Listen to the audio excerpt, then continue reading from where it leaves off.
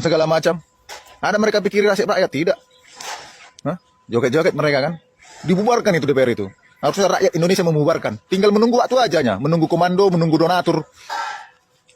Ya, nggak peduli aku. Apapun yang terjadi sama hidupku nggak peduli aku. Bubarkan DPR itu. Aku paling depan nanti. Ya, tinggal menunggu amarah rakyat aja nih. Pelan-pelan meledak. Ya, nggak ada lagi. Fungsi DPR itu untuk rakyat nggak ada lagi. Ya, mereka hanya membuat peraturan-peraturan, kebijakan-kebijakan yang menguntungkan mereka dan siapa yang memberi keuntungan kepada mereka. Ya, pejabat-pejabat pemerintah. Ya, itu aja. Rakyat nggak mereka pikiri. Mereka mendekati rakyat hanya masa-masa kampanye. Datanglah itu, masuk gorong-gorong lah itu mulut-mulut orang-orang yang di pasar lah ini, DPR-DPR bajingan ini. Ya, penuh kepalsuan semua. Jadi kalau ada anggota DPR datang ke tempat kita, ke dapilnya, masa-masa kampanye atau ketika dia ada perlu sesuatu, ludahi aja. Kalau aku nanti pasti keludahi. Ya, cakep. Ya. Ada rupanya sekarang DPR yang udah duduk itu kembali ke dapilnya, melayani masyarakat di dapilnya, bertanya atau bersilaturahmi kepada masyarakat di dapilnya. Nggak ada kan? Joget-joget semua kan? Lihat tunjangan-tunjangan DPR itu. Gak ada otak semua itu. Hah? Apa mau kalian penjarakan aku? Main. Tai kucing semua. Ya. Suruh. Main. Aku udah gila, udah gelap aku. Ya. Pokoknya siapa yang mau menangkap aku, tangkap. Tapi ya aku pasti melawan. Aku ada salah. Aku mengkritik orang-orang yang harusnya bekerja untuk rakyat. Nah, kalian dipekerjakan rakyat, gaji kalian dari rakyat, tapi lupa diri kalian para bajingan. Ya, DPR, menteri-menteri, ya. Semuanya itu pemerintah, lupa diri kalian semua. Kalian digaji rakyat kalian, tapi rakyat yang kalian injak-injak, kalian zolimi. Lupa diri kalian semua.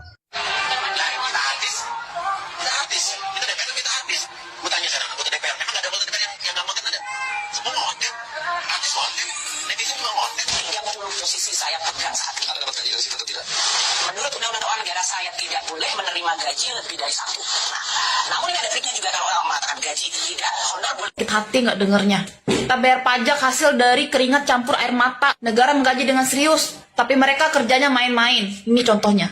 Nih, realisasi APBN. Yang kuning pendapatan, yang biru pengeluaran. Segitu jaraknya dari tahun ke tahun. Oke lah kalau ini COVID, bencana. Kalau ini bencananya apaan? Contoh APBN 2022, APBN dan realisasinya.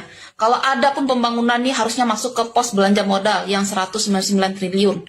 Tapi lihat nih defisitnya. 840 triliun udah direncanain dari awal, termasuk pembiayaannya. Artinya apa? Dari awal udah direncanain utang. Dari tahun ke tahun pola APBN selalu begini. Ini bukan tahun 45 yang habis merdeka, ataupun zaman pembangunan yang dimana semuanya dimulai dari nol, ataupun negara ini habis kena bencana, disaster. Bukan. Ini adalah bencana yang dibuat-buat, dimana rugi dan hutang direncanakan dari awal. Nih, postur rancangan APBN 2026 yang bikin siapa? Kementerian Keuangan alias Sri Mulyani. Rancangan pendapatannya berapa? 3.147 triliun. Lihat rencana belanjanya berapa? 3.700 triliun. Mereka udah rencanakan rugi tahun depan 600 triliun. Mana nih mertua yang suka julid sama mantu? Lebih boros mana? Mantu kalian apa Menteri Keuangan ini? Sri Mulyani yang bikin anggaran, DPR yang menyetujui. Bagus kerja sama kalian.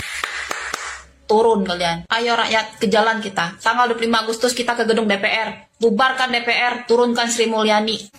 Bubarkan DPR dan MPR dan turunkan Sri Mulyani. Izin deh. Boleh kan emak-emak juga ikutan? Emak-emak juga gemes banget deh.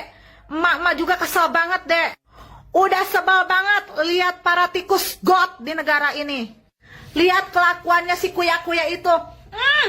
Gemes banget, Mak. Sumpah. Ayo dihimbau buat seluruh emak-emak dari Sabang sampai Merauke kalau pengen hidup lebih baik lagi buat anak cucu kita nanti ke depannya. Turun semuanya, turun. Bangsa ini harus diselamatkan dari para